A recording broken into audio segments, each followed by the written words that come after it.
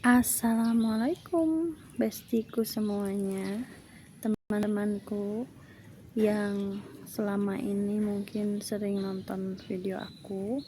Makasih ya teman-teman sudah meluangkan waktunya untuk menyimak dan menyaksikan sampai selesai. Nah, kali ini aku mau sharing tentang autoimun, karena aku seorang penyintas autoimun yang kurang lebih sudah 6 tahun ya.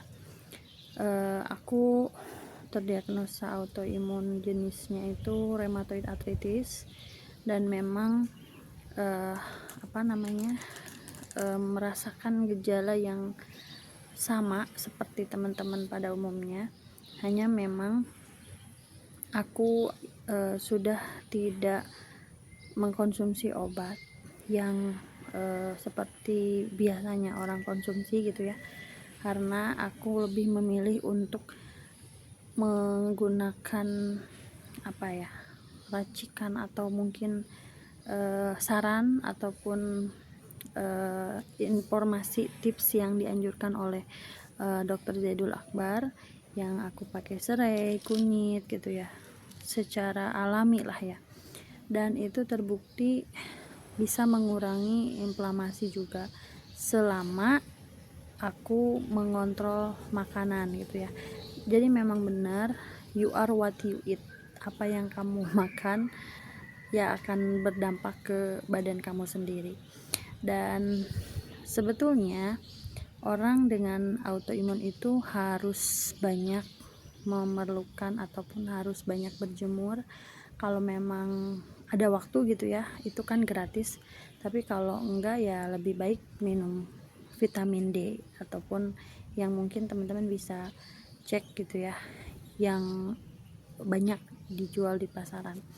Nah, cerita aku kena autoimun itu awal mulanya memang aku juga nggak tahu bahwa ini tuh autoimun, tapi sebelum pandemi aku merasa kelelahan, rambut rontok, pokoknya banyak sekali gejala-gejala yang mengarah ke sana, sampai dokter yang memeriksa aku tuh menyarankan aku untuk cek lab.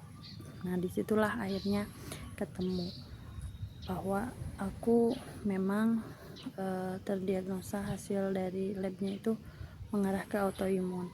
Dan kebetulan alhamdulillah aku mendapatkan dokter waktu itu ya dari Autoimun Indonesia, dan ada di daerah Jakarta, dan dikasih banyak sekali saran gitu kan, masukan bahwa orang autoimun itu memang harus menjaga atau mengelola stres, menjaga emosinya, karena yang aku rasakan ya itu dari akumulasi pendaman emosi gitu kan, yang memang tidak keluar, yang mungkin siklus hormonnya jadi berubah karena emosi kita itu yang tadinya mungkin biasa baik-baik saja gitu kan, dan ternyata terpengaruh akibat dari ya mungkin makanannya juga gitu kan, terus kita juga kurang istirahat, jadi kita akhirnya tumbang dikarenakan situasi saat itu yang memang mungkin tidak memihak ke kita. Nah, itu juga saat itu aku mengalami kesulitan ketika aku harus menyelesaikan tesis. Kebetulan aku kuliah S2 di Jakarta, dan tidak lama aku gagal menikah.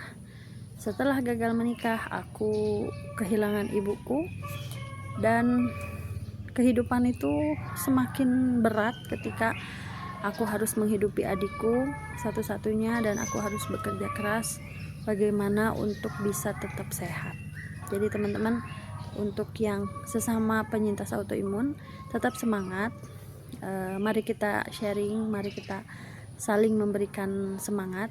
Di konten aku ini aku sering membagikan keseruan gitu ya. Orang autoimun itu harus ceria, harus bahagia gitu. Supaya apa? Supaya imunnya tidak turun, supaya emosinya terkontrol, supaya suasana hatinya bahagia, dan pastinya jadi sehat secara mental. Itu mungkin dari aku, kita cerita lagi di next video ya.